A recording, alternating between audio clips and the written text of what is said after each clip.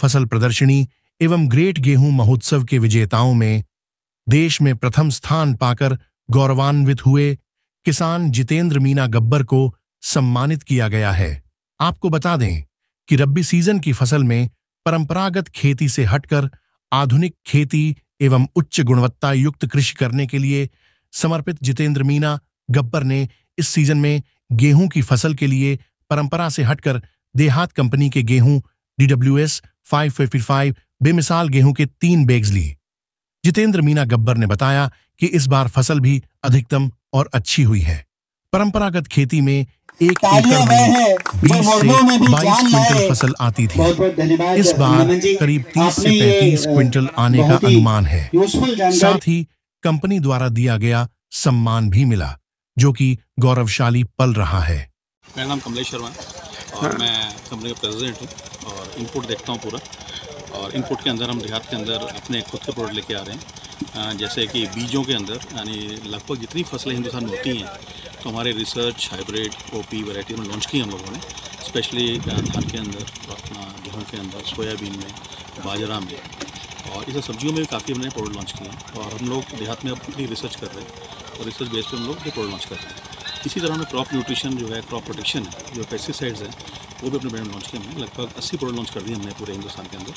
और अभी देहात 11 राज्यों में काम कर रही है। अभी हम साउथ में नहीं है और ऊपर नहीं है और नॉर्थ ईस्ट में नहीं है। और हम लोग किसानों की सेवा में लगे कि किसान को एक छत के नीचे सब सामान मिल पाए। तो यानी जैसे हमारा कीटनाशक है, क्रॉप न्यूट्रिशन है, फर्टिलाइज़र है, सीड है, पशु आहार है और अपने फार्म मशीनरी है, इस तरह के सब हम चीज़ें उपलब्ध करा रहे हैं। और दूसरा हम काम अच्छा कर रहे हैं देहात के अंदर के जो किसान का उत्पादन होता है उसको हम वापस खरीद रहे हैं किसान से। यानी प्रोड्यूस जो हो रहा है तो प्रोड्यूस बेचने में किसानों को बड़ी परेशानी होती है। तो हम लोग धान, मक्के जैसे बीजों के अंदर यानी फसलों के अंदर हम किसान से बाईबैक कर रहे हैं। उसके अलावा हम लोग एक्सपोर्ट कर रहे हैं फ्रूट्स का, जिसमें कि अंगूर मेन है, बनाना है और पोमोग्रेनेट है। हम देश के 2nd या 3rd लार्जेस्ट एक्सपोर्टर हैं to Middle East and to European countries के अंदर। उसके अलावा हम लोग जो स्वीट कॉर्न है, बेबी कॉर्न है, उसका एक्सपोर्ट कर रहे हैं। उसमें हम लीडर हैं।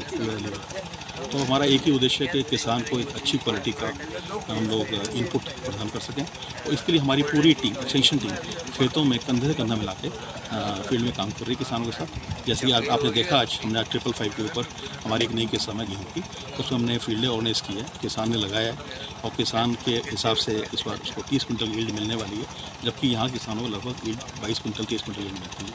हमारा प्रयास यही है देहात का कि किसानों तक अच्छे से प्रोडक्ट पहुँचा सकें। आने वाले समय के लिए क्या योजना है आपकी? आने वाले समय में हम लोग जैसे कि गेहूं में किसान को एक छोटी अवधि का, कम अवधि का बीज चाहिए ताकि उसमें पानी कम लगे, क्योंकि पानी बड़ी समस्या है इसमें। तो हम लोग उस पर रिसर्च कर रहे हैं। हमने एक वैरायटी कल ही लॉन्च की है जिसका नाम पूर्णिमा है, जो कि 105 दिन में तैयार होती है, जबकि जो बाकी गेहूँ की किस्में हैं वो 120 दिन में तैयार हो रही है।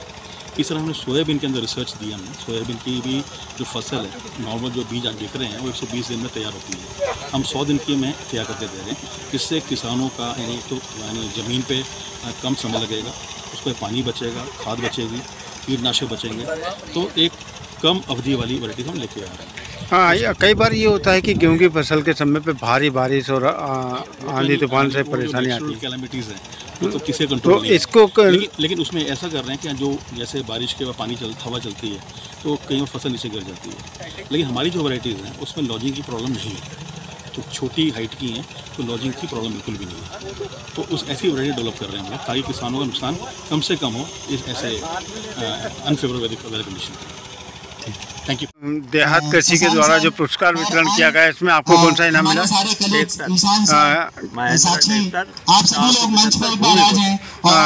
किस विषय में आपने प्रतियोगिता में शामिल हुए थे जिसको लेकर इनाम हुआ? मैंने देहात का ग्रेड